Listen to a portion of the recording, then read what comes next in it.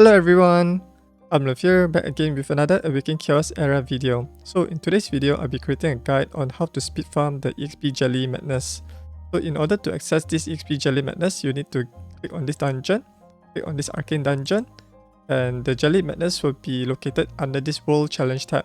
So you need to click on this World Challenge. So there are two types of Jelly Madness that you can observe here. The first one will be the Jelly Madness, which opens during the hero level up events. And there's another one which opens randomly throughout the day, and that one only lasts for 30 minutes per session. So for this particular one, this Jelly Madness, this one opens during the hero level up event. So as we head over back to the event section here, click the events button here located on the right hand corner of screen. And then if you check this upgrade event, this upgrade event will last for 3 days. So at the time of this video recording is 2 days and 24 hours. So you can farm this at EXP Jelly to upgrade your heroes in order to gain these basic rewards like crystals and mastery books, and also essential potion to ascend your epic heroes who are fire, wood and water. And if you are able to get the badges, you can also unlock this one. You need the legendary badge to unlock the progress rewards, and this one you can purchase it from the shop. And this one will cost around about 25 USD. So if you're a big spender, you can purchase this to get more rewards. So if you are able to unlock these progress rewards, you gain this mastery book, and then some epic mastery book, and then some of these exclusive materials like magic dice, which you can trade for inside the value grid here. So this is like a random chance in order to get these particular items. These items is like basically some fragments to synthesize light or dark legendary hero, get even more mastery books and so forth. This one is mostly for big spenders. Just in time, we now notice there are two types of Jelly Madness here. The top one is for the hero level up events, and the below one is the Jelly Madness that occurs randomly throughout the day. And this one lasts for 30 minutes. So you can choose either one. I remember the 6 energy one will provide slightly more EXP Jelly compared to the 30 energy one. So try to go for the smaller version, but this one will take more time in order to farm those EXP Jelly. Alright, so let me show you the team that you can build in order to farm this EXP Jelly.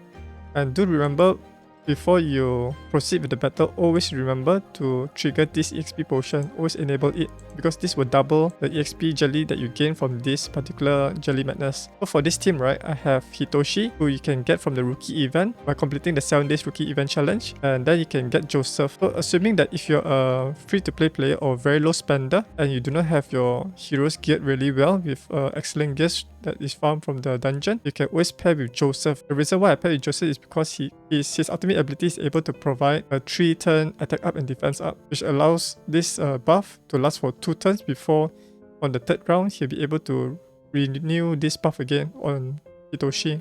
So this is really important, especially if you do not have any strong damage dealer. My Hitoshi is the one who will be my primary damage dealer here, and he's geared in every set. The total attack stats you need to clear all of the wave, right, from wave 1 up to wave 21, you need to have around about 2600 attack, the minimum, and around about 210 to 220% critical damage. The speed doesn't really matter as long as you can go before the enemy. And you do not need any spells for this, because by using spells, right, you'll slow down the run. So you do not need like Ice Renewal or Sudden Purgatory for this particular team combination. And the reason why Hitoshi is really great against this EXP Jelly Madness is because he'll be dealing 50% more damage to these water affinity enemies, because he's a wood affinity. As you can see here in this chart here, wood affinity will deal more damage to water, water will deal more damage to fire, and fire will deal more damage to wood.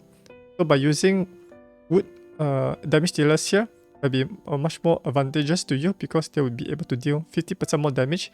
And this one is really beneficial, especially for early game players who do not have many decent gears to build up their damage dealer. So this is the Jelly Madness battle here. You will always start with wave 1, and then you progressively get even more difficult as you increase the wave. So starting around like wave 12, right, you'll feel the enemy's HP like slightly keep on increasing, as well as their defense stats. So if you're unable to kill one of these Manta, right, they will be able to call their ally to perform a joint attack. And this one will slow down the run, so ensure that your heroes are able to deal sufficient damage to these enemies. And previously I quickly give you a showcase on my gears for Hitoshi, right? the every set, right, you can get it from the adventure storyline by completing the hard difficulty in the adventure mode. Ensure that you complete all of the storyline side quests, especially on the end one, like chapter 8 to chapter 10. The last 2 chapters of the adventure heart, you'll be able to get a set of every set, which provides a really good primary stats and substats for your Hitoshi, your damage dealer there. And now we are currently on wave 13, moving on to wave 14, will be pretty fast. And after this battle, I'll showcase you my main account for Hitoshi. What happens if you're able to get him, like fully max him out? You'll be even faster without the accompaniment from Joseph. If you're able to also get Hitoshi to be second ascension, right, then he'll be able to gain this 30% attack stacks, which will be permanent. And this will help you to even speed up the run even faster without Joseph there. Okay, we are now on wave 20. Alright, let me do a quick pause to check out the enemy's health. So as you notice here, right, all of the enemy's health is around about 9,388. So you need to do at least around about above this damage. I mean at least 9,500 damage to beat all of these enemies. And to be on the safe side, right, deal at least around about 10,000 damage, because there are times where the damage dealt by Hitoshi, right, sometimes he has some min and max. Can go quite low and also can go quite high. And ensure that your Hitoshi is built with at least 70% critical rate, so you'll be able to deal 100% critical rate damage to all of these enemies. If your Hitoshi is not built with 100% critical rate, right, there are some cases where you might see some of the mantas will not get killed because of the lack of damage dealt to them. So this is the battle report. You can see Hitoshi is dealing most of the damage here at 99.1%. And there's no damage taken, which speeds up the run even more. And there's no need of healing here. So let me quickly show you on how I built these heroes in order for you to replicate this on your account. So you can farm EXP Jelly quickly to level up more level 70 heroes, especially for your damage dealers. And talking about level 70 heroes, right, who are the best level 70 heroes that I recommend you to level them up to level 70 using the Starlit Tendril? Is your damage dealers like Hitoshi, Natalia, and maybe support damage dealers like Santis. Since if you're not able to get good gears for her, the additional health defense stats, right, will help boost her survivability. Same goes with Rodira, to boost up her survivability as well, and also Connor. But prioritize on your damage dealers first, like Hitoshi, Natalia. Akrim will also benefit a lot. And once you book up level 70 all of your damage dealers, then you can move on with your supported heroes. Alright, so let me do a quick showcase on my Hitoshi here. So this is the overall stats for Hitoshi. He has around about 3063 attack. Previously, he has around about 2600, but after getting him to level 70, this will significantly boost up his attack stats. And the level 70 also give him an additional 5 more speed and some health and defense stats. And ensure you have at least 70% critical rate, because you gain the 30% critical rate from his trait, known as the Art of Ninjutsu. Art of Ninjutsu provide 30% critical rate here. And for the rest of the stats here like focus, resistance is not useful as a damage dealer. Agility and precision is also not useful for him for early to mid game stage, because that is more used for arena. Right, so that's basically his stats for Hitoshi. Let's check out the gears. So currently I'm gearing him in every set as well as a rage set. Rage set provides a 12% critical rate. Every set is a 4-piece set that grants this character 50% bonus damage when attacking over an area. If you do not have every set, right, you can gear him in double warrior set that provides him with an additional 30% attack stats to compensate the lack of damage dealt from his AE attack. But this one would be quite challenging because every set would be much better here. Okay, let's go through the gear set, starting with the weapon. So this is the weapon stat that has some critical damage, attack, focus. This focus stat should be ideally health percentage or to boost up his survivability or critical rate. So if you have critical rate substats on all of the equipment, then you can prioritize gearing the ring with a critical damage ring. And this is the helmet with some precision, attack, critical damage, and critical rate. This one is obtained by completing the Path of Growth challenge. So do remember to do them as well. And this is the average code. This one obtained from the adventure storyline. The stats here is not that great, but just use this equipment as a placeholder to complete the every set.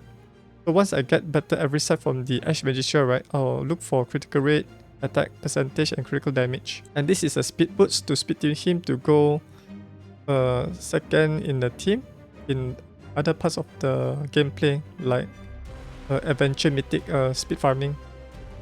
I'll create a guide on how to speed farm those adventure mode, maybe in a future video. And this speed boost has a health, triple roll on health, which is quite bad, and has a double roll on critical damage. Ideally, this one should be attack percentage. Moving on to the ring, we have a critical ring here with some speed, attack focus. Ideally, this one should be critical damage. Finally, we have the attack necklace. It provides critical rate, critical damage, and resistance and flat stats defense.